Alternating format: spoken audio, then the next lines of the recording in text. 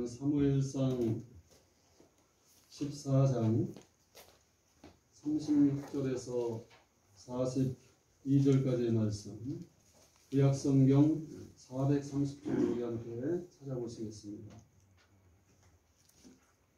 사무엘상 14장 36절에서 42절 말씀 천천히 한번 읽어보겠습니다. 사울이 이르되 우리가 밤에 블레셋 사람들을 추격하여 홍틀 때까지 그들 중에서 탈취하고 한 사람도 남기지 말자. 우리가 이르되 왕의 생각에 좋은 대로 하소서 할 때 제사장이 이르되 이리로 와서 하나님께로 나아가사이다 하매 사울이 하나님께 묻자오되 내가 블레셋 사람들을 추격하리이까 주께서 그들을 이스라엘의 손에 넘기시겠나이까 하되 그날에 대답하지 아니하시는지라. 사울이 이르되 너희 군대의 지휘관들아 다 이리로 오라. 오늘 이 죄가 누구에게 있나 알아보자. 이스라엘을 구원하신 여호와께서 살아계심을 두고 맹세하노니 내 아들 요나단에게 있다 할지라도 반드시 죽으리라 하되 모든 백성 중 한 사람도 대답하지 아니하니 이에 그가 온 이스라엘에게 이르되 너희는 저쪽에 있으라. 나와 내 아들 요나단은 이쪽에 있으리라. 백성이 사울에게 말하되 왕의 생각에 좋은 대로 하소서 하니라. 이에 사울이 이스라엘의 하나님 여호와께 아뢰되 원하건대 실상을 보이소서 하였더니 요나단과 사울이 뽑히고 백성은 면하니라. 사울이 이르되 나와 내 아들 요나단 사이에 뽑으라 하였더니 요나단이 뽑힙니다. 아멘. 따라서 합시다. 기도부터 해놓고 보자. 미래는 준비하는 자의 것입니다. 근데 이 미래를 준비하는 것 중에 가장 잘 준비하는 것은 그 미래를 준비하실 수 있는 하나님 아버지 앞에 기도하며 사는 것입니다. 어느 날 음성에서 목회할 때 홍문식 권사님이라는 분이 계십니다. 대배후의 공동 식사 시간에 이분은 평생 방앗간을 운영하던 분이셨는데 그분이 말하기를 목사님 제가 예수님을 믿으니 예배 시간마다 깨끗한 옷을 입고 하나님 말씀에 이 은혜를 받고 이렇게 살게 되었습니다. 얼마나 감사한지 모릅니다. 만약에 내가 교회에 다니지 않고 일만 하는 사람이라면 평생 먼지투성이 속에서 일생을 살 뻔했다고 말씀하시면서 예수 믿기를 잘했다고 하면서 웃은 적이 있어요. 그래서 제가 뭐라고 얘기했냐면 요즘 홍 권사님이 새벽 기도를 잘 못 나오시는데 그 이유가 뭡니까? 물어보니까 수박 농사가 바빠서라고 대답했어요. 권사님 기도는 그러면 무엇이라고 생각하십니까? 기도는 저축입니다. 지금까지 홍 권사님 신앙생활 한 40년 하시면서 기도한 것들이 시간이 지나고 보니까 많은 것을 응답으로 찾아서 현찰처럼 쓰지 않았습니다. 이때 홍 권사님 말하기를 목사님 맞습니다 대답했어요. 지금 제가 볼 때 권사님의 기도의 잔고가 앵꼬가 날 판입니다. 더 열심히 새벽에 기도와서 기도로 저축하시기 바랍니다. 그랬더니 홍 권사님이 아멘 그랬어요. 저는 여러분에게 이렇게 말하고 싶어요. 기도는 이자가 세상에서 가장 센 저축이다.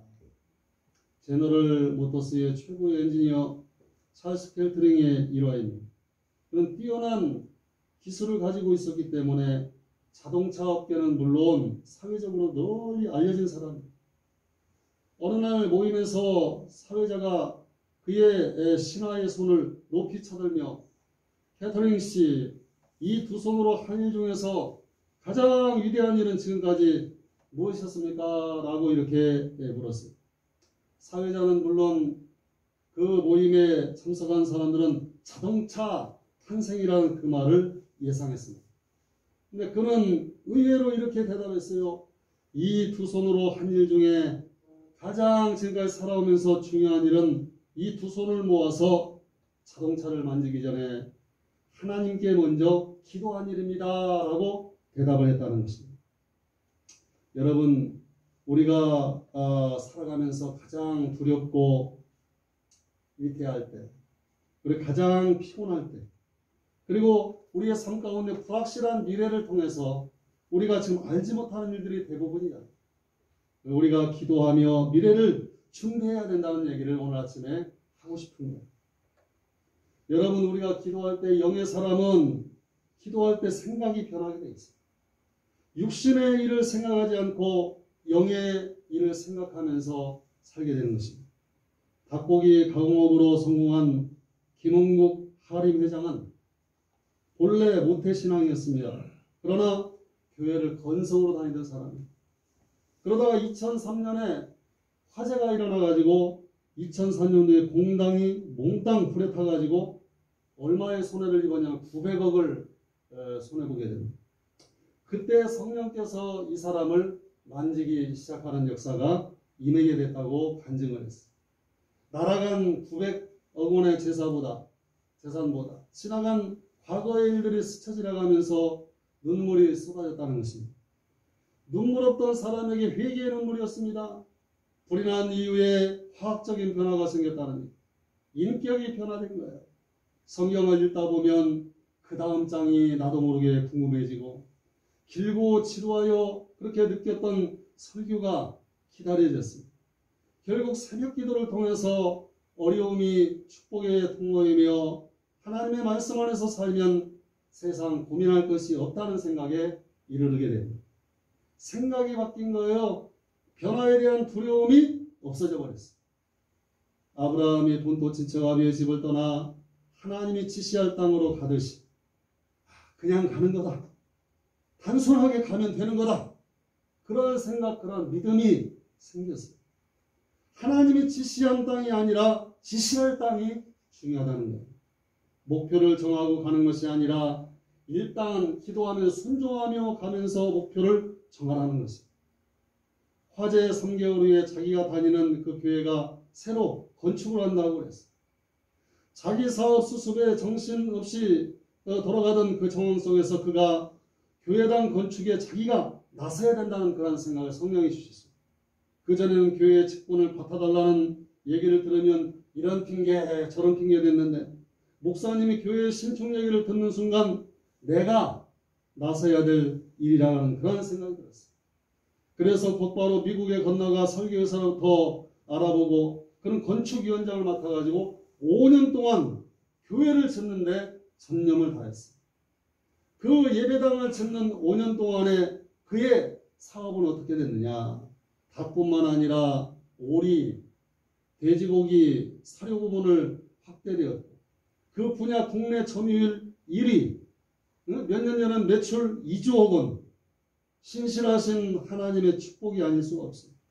오늘 우리 영주교 성도들도 마찬가지예요. 여러 가지 복잡한 문제가 있겠지만은 여러분의 믿음도 먼저 기도하고 보자는 얘기야. 아멘. 임계점이라는 얘기가 있어요.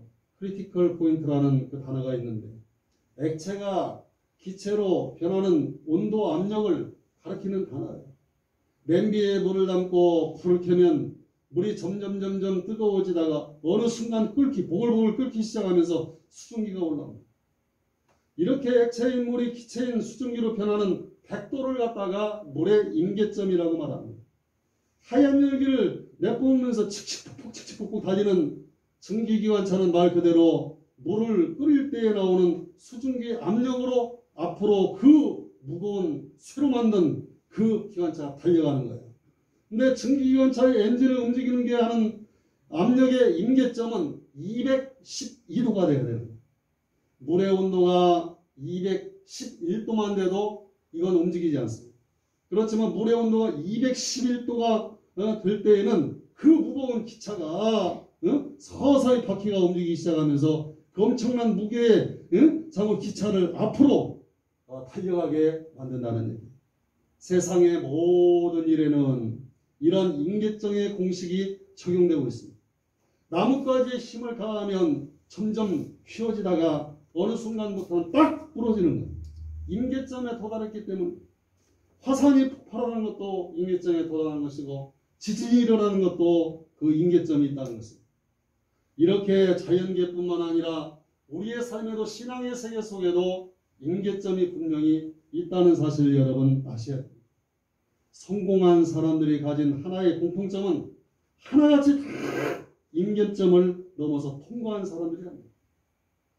임계점 앞에서 멈추느냐 아니면 그것을 뛰어넘느냐에 따라서 성공한 1%와 그렇지 못한 90%가 달라진다는 얘기입니다.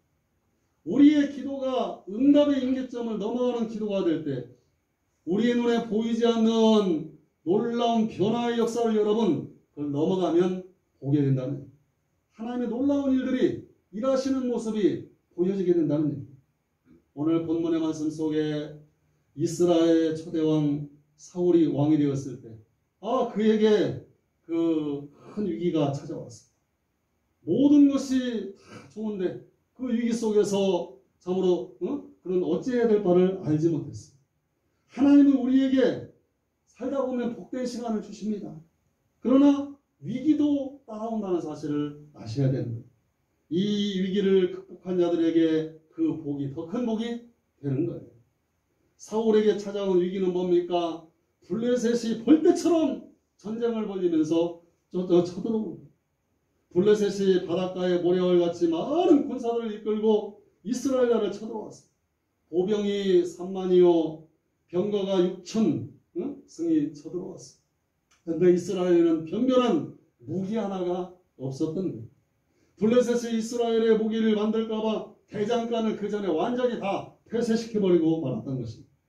이제 왕이 된 사울은 이 블레셋을 물리쳐야만이 백성들로부터 왕으로서 그렇게 인정을 받는 전쟁이 원치 않게 시작이 된 거예요. 이 블레셋을 물리치지 못하면 그의 운명은 거기에서 끝나고 마는 것입니다. 근데 이스라엘의 군대가 문제가 생겨서 그게 뭐냐면 요즘 아프간 사태처럼 정규군이 30만이고 탈레반이 이끄는 군사가 10만 명이었는데 전쟁이 벌어지기 전에 이게 전쟁이 일어나니까 정규군 30만 명이 다 항복하고 투항하고 다 도망가 버리고 말았어요. 그래서 이 탈레반이 장악한 아프간이 되고 말았듯이 지금 사울이 거느리던 그 군대가 원래 3,000명이었는데 다 도망가 버리고 600명밖에 남지 않은 거예요. 3,000명이 지금 나가서 싸워도 이길 수 있는 확률이 없는데 600명 이 600명을 데리고 3만 명과 6,000승의 병거를 몰고 온 블레셋을 상대해야 되니까 이건 도대체 이거 전력상 맞지가 않는 싸워 보나 마나 이건 되지도 않는 그런 전쟁을 하게 되는 거예요. 이러한 위기를 누가 지켜봤냐면 사울의 아들이었던 믿음이 좋은 요나단이 그 상황을 지켜봤어요.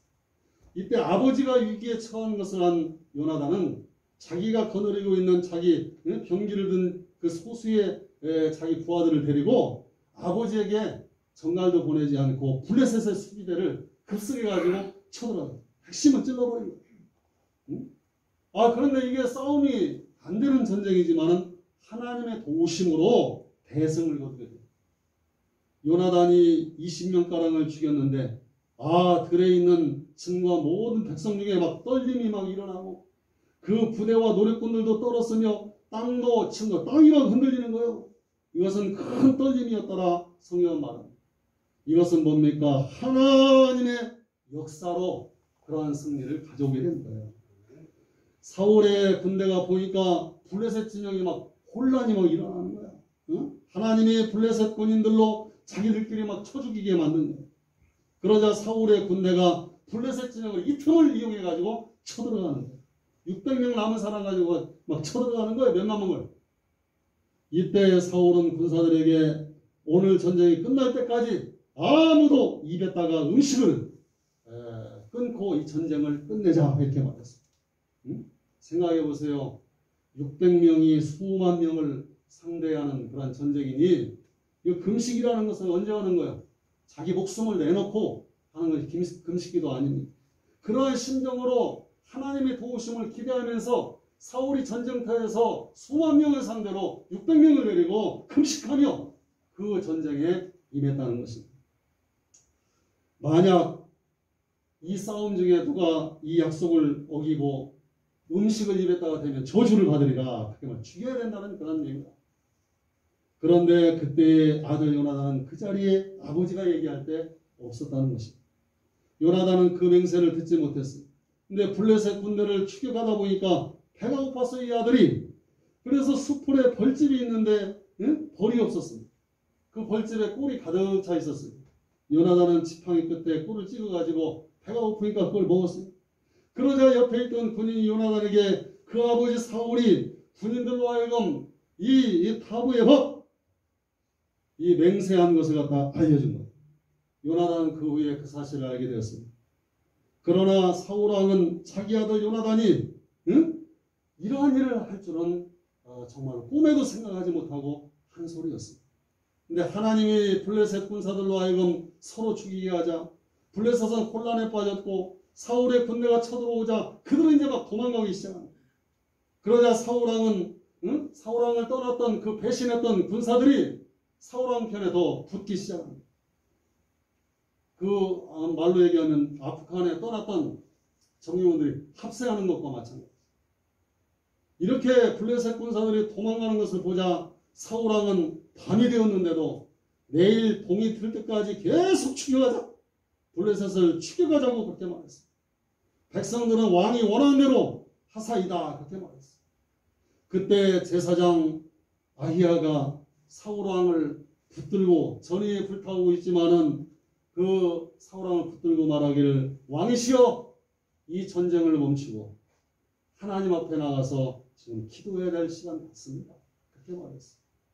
하나님께 기도하자. 지금 한참 승전고를 가지고 이 전쟁의 끝을 향해서 막 추격하려고 하는 목숨을 내놓고 기대하는 마음으로 전쟁을 계속 승리하고 있는데 이 제사장이 지금 이 전쟁을 무기를 내려놓고 하나님 앞에 가서 기도하자는. 그런데 이 말을 보통 사람은 듣지 않을 것 같은데 이 사울왕은 제사장 아히야가 하자는 대로 전장을 멈추고 하나님 앞에 가가지고 기도를 함께 드렸다는 얘기. 근데 사울이 하나님께 붙잡으에 내가 블레셋 사람을 하나님이여 쫓아버리니까 주께서 그들을 이스라엘 손에 오늘 붙이겠나이까? 하나님께 그 내용으로 기도를 했어요. 그때 하나님이 아무런 대답도 하지 아니하시느니라.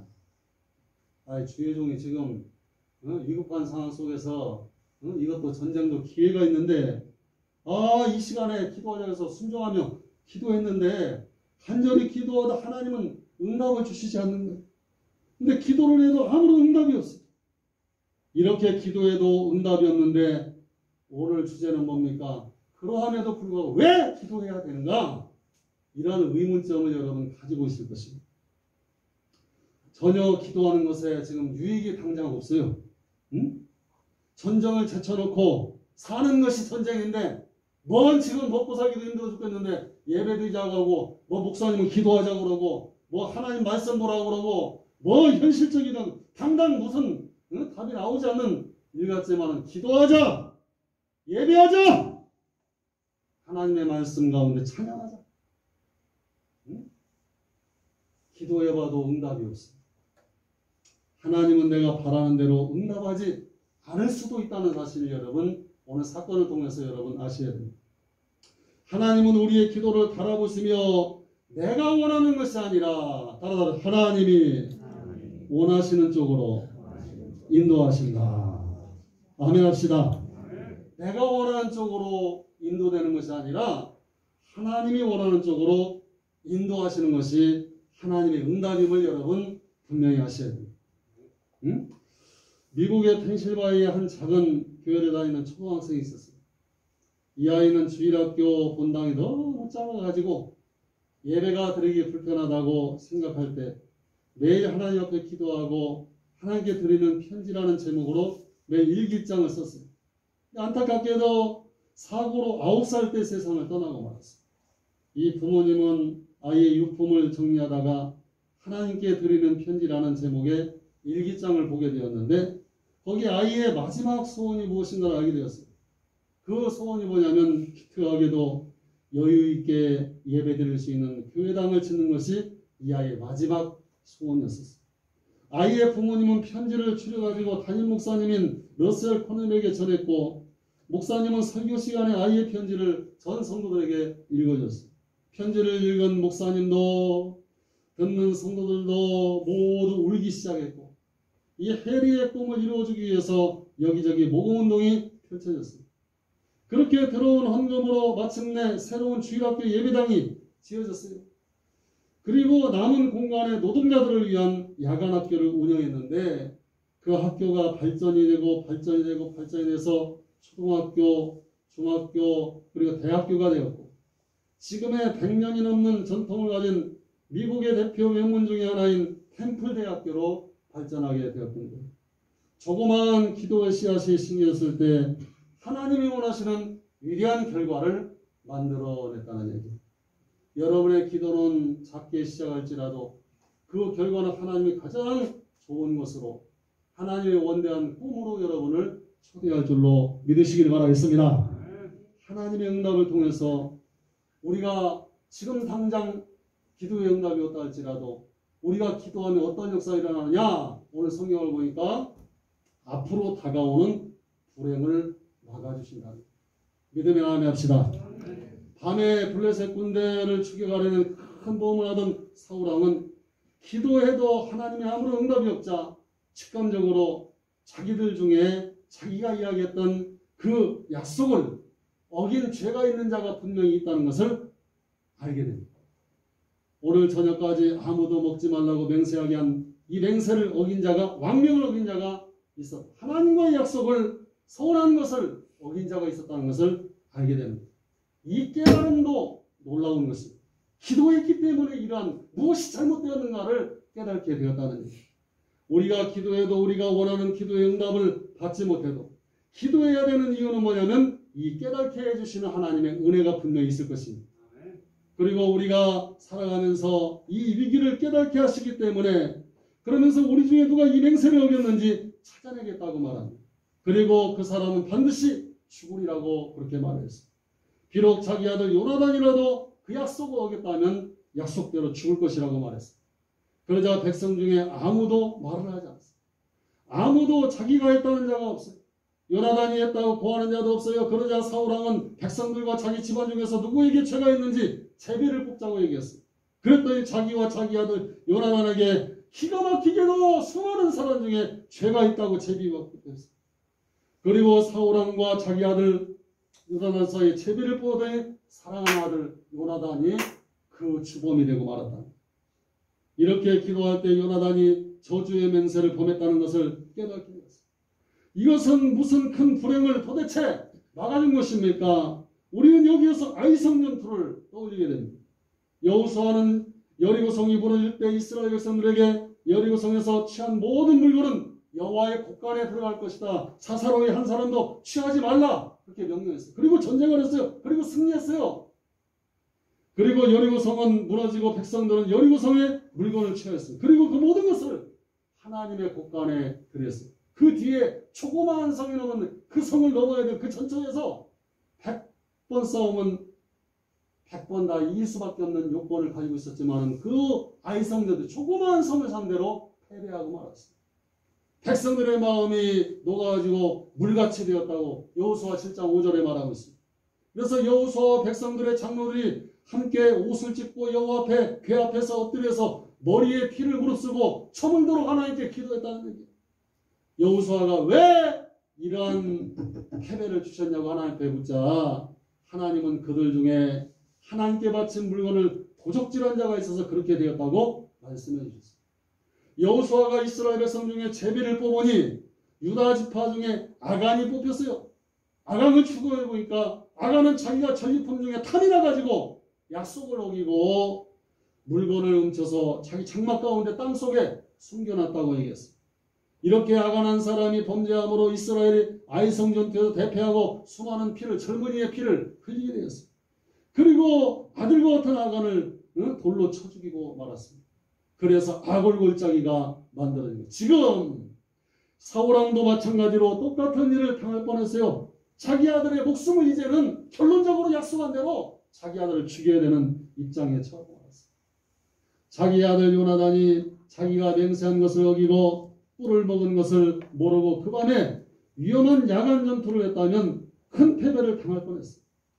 아들 요나단이 돌에 맞아 죽을 뻔했습니다. 그랬더니 하나님의 은혜로 블레셋을 물치는 대성을 거두었다가 오히려 전세가 역전이 되는 큰 패배를 당할 뻔했어요.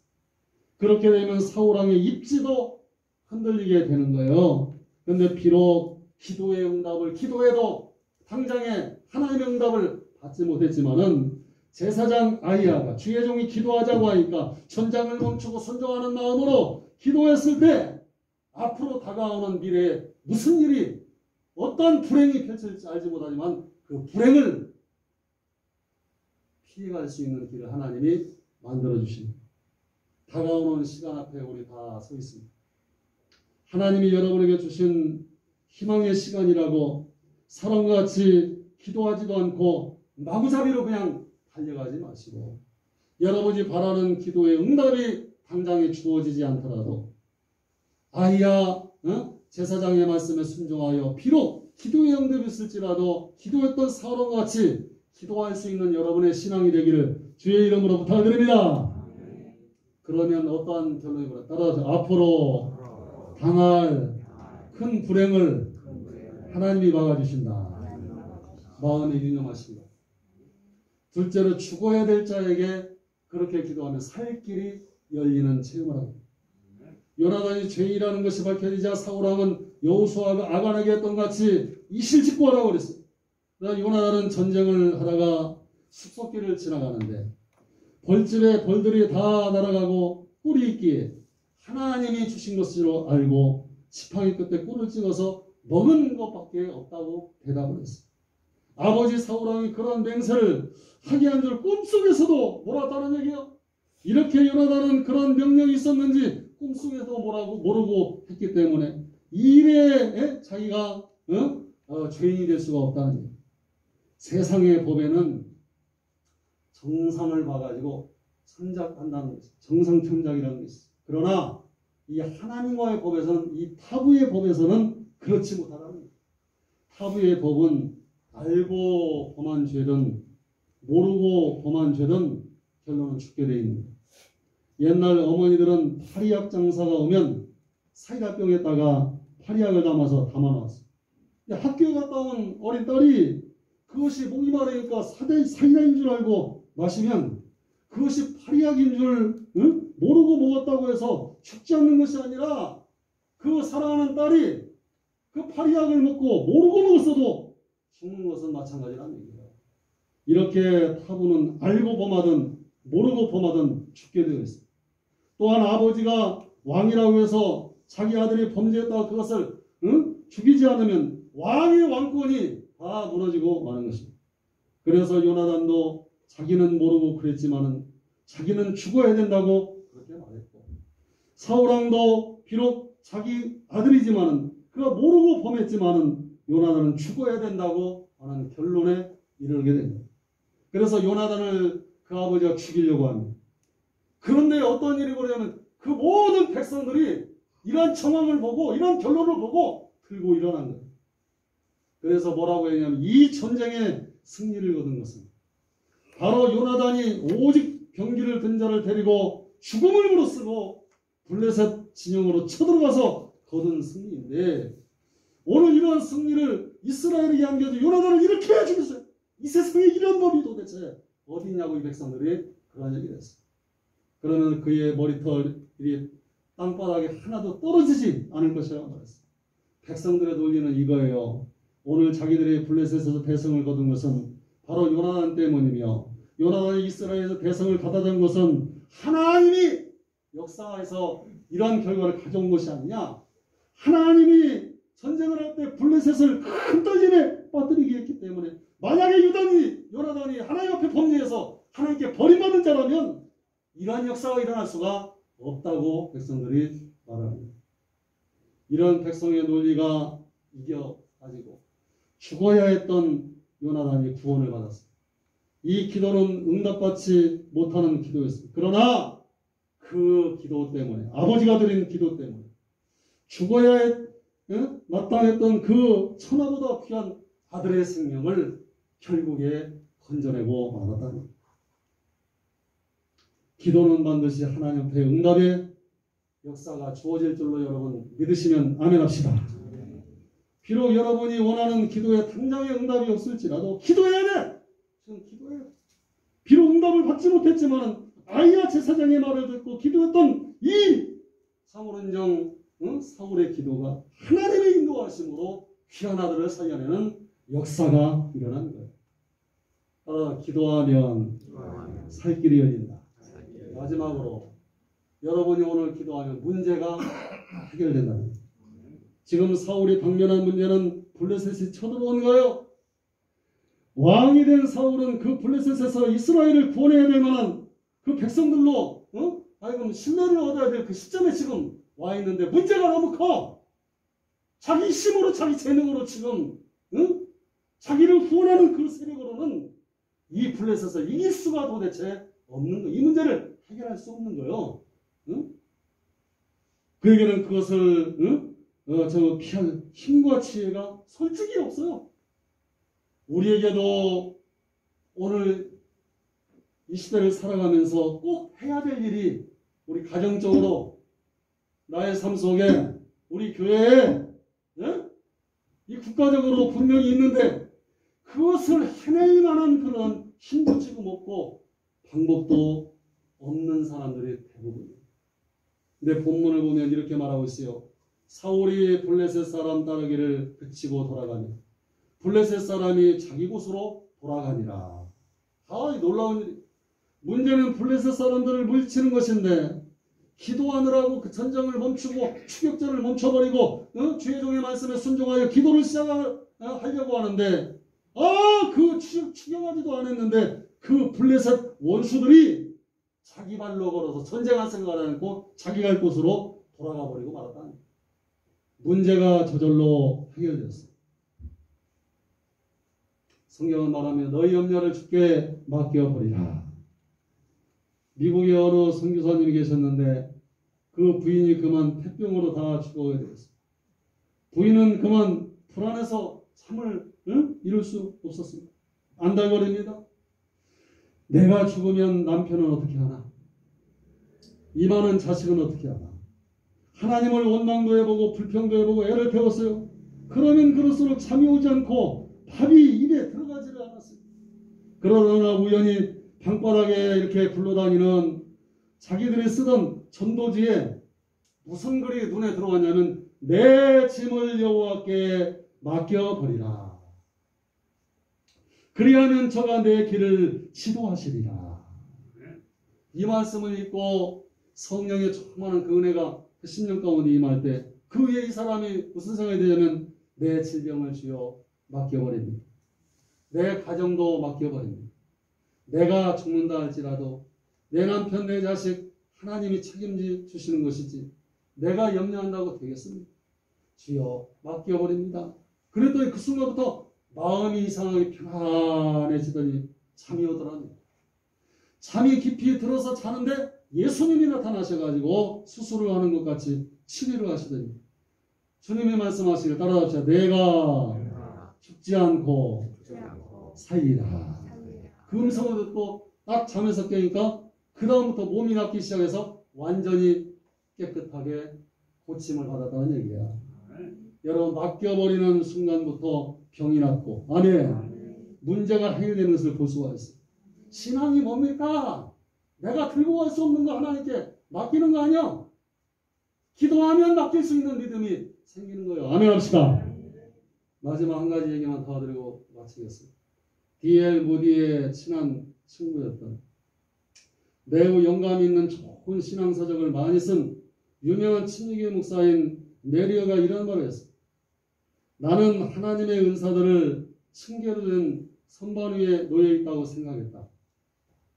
더 높은 선반에 더 좋고 큰 은사들이 높은 곳에 있다고 생각했다. 그래서 기독교인들의 인격이 높아지면 높아질수록 더 쉽게 그 은사들에 도달할 수 있을 것이라고 내가 성장하면 그렇게 생각했다. 그러나 이제는 나는 하나님의 은사들은 밑으로 내려가는 선반 위에 놓여 있다는 것을 발견하게 됐다. 다 밑으로 내려갈수록 더 밑으로 내려갈수록 더 좋고 더 큰 은사들이 놓여 있다는 것을 발견했다. 그러므로 이제 문제가 되는 것은 우리 기독교인들의 인격이 얼마나 더 높아지느냐가 아니라 우리가 얼마나 더 낮게 하나님께 무릎 꿇고 구부리냐에 달려있답니다. 인생이 가장 큰 비극은 기도의 응답을 받지 못하는 것이 아니라 기도를 드리지 않는 곳에 있음을 여러분 이 아침에 깨닫고 돌아가시기를 바라겠습니다. 은혜로우신 아버지 하나님, 하나님의 말씀을 붙들고 오늘부터 기도하게 하여 주옵소서. 당면한 과제를 해결할 힘도 능력도 지혜도 우리에게 없습니다. 기도하면 하나님께서 영의 깊은 세계로 우리를 인도하셔서 하나님의 온전한 뜻을 발견하게 하실 줄로 믿습니다. 그리고 온전한 뜻을 다 지금은 다 깨닫지 못하고 기도의 응답이 없는 것 같아도 장차올 큰 영광을 하나님 준비하여 주실 줄로 믿습니다. 아무것도 염려치 않게 하시고 기도할 때의 심령 가운데 하늘의 평안과 주님의 크음이란 비밀이 생활 속에 풀어지는 역사가 임하게 하옵소서. 거룩하신 예수님의 이름으로 기도하옵나이다. 아멘. 아멘.